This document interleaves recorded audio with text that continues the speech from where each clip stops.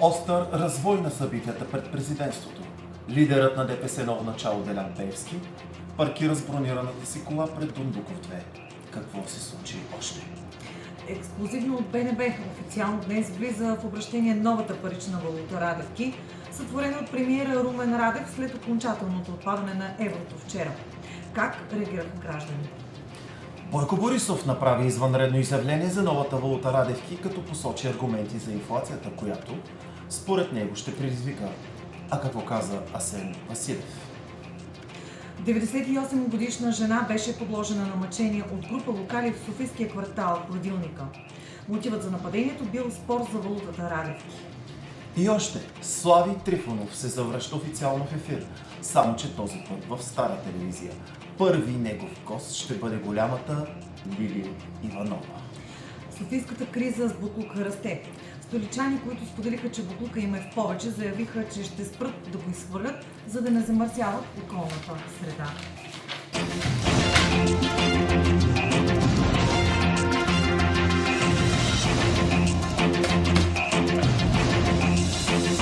Вие сте с централната емисия новини на Стара телевизия за 14 май 2027 година.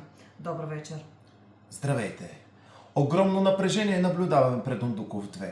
Ще ви покажем на живо малко по-късно в новините. Лидерът на ДПС ново начало Делян Пеевски застана пред президентството с плакат, който гласи: "И аз мога да протестирам".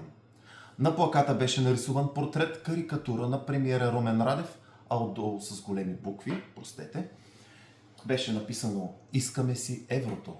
Мия Димитрова е на място и ще ни разкаже. Мия? Да, здравейте! В момента се намираме пред кабинет 21А. Лидера на ДПС ново начало Делян Пеевски излезе от неговия кабинет 22А и в момента е пред 21.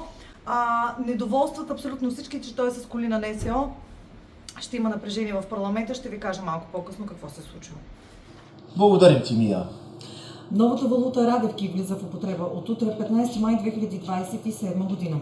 В обращение има напечатани вече над 900 трилиона Радевки. За първи път пред Стара ще ви покажем как изглеждат банкнотите. Нашият специален пратеник Ерик Борозенков е в печатницата и държи в ръцете си първите банкноти. Те ще са с номинали 20, 50, 100, 200, 500, 1000, 2000, 3000, 4000 и така нататък. Банкнотите ще се наричат, както вече ви казахме, Радевки, а монетите на мястото на така познатата ни стотинка ще се появи новото название Румка.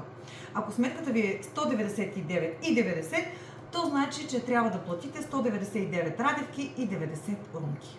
Всичко това можем да наблюдаваме на нашите екрани, както и вие може да видите как изглеждат новите Радевки. Това предизвика бурни дебати в парламента. От ГЕРБ и ППДБ отправиха остри критики срещу въвеждането на Радевките, а министър на вътрешните работи Радостин Василев заяви, че ще преосмисли участието си в коалицията заради, цитирам, "позорната валута". На Дондуков 2 също не останаха безразлични. Президентът Луна Йорданова заяви, че ако валутата се смени, то би трябвало да бъде на името на президента, т.е. Луна. А ето какво каза и Бойко Борисов. Аре, честито на всички за новата валута. И това не очаквах, че ще доживея. Аз колко пъти ви повтарях, Радев, че такива ще ги докара. Казах ви го. Предупредих ви.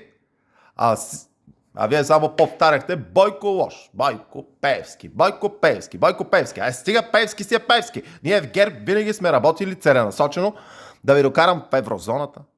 Ама ето, че има и такива, които искат да рушат всичко това. ПП и ДБ. Какво направиха с държавата 4 години? Хаос, бокуци, далавери, шампанско и други производни химични елементи. А после няма една магистрала. Те хората това искат. Да пипнат, да видят. А сега им пожелавам да пипнат повече Радевки. Или бяха там какви... Да имат пари, защото ние сме им оставили. И метро сме им направили. А сега е ред на Радевките, а после може да си направите и Асеновки, Догановки, Радостиновки, ако искате и Велиновки. Хубав ден! Такива бяха новините до този час. Останете с прогнозата за времето и със спортните новини. А ще се видим после и в интервюто след това. Ясно.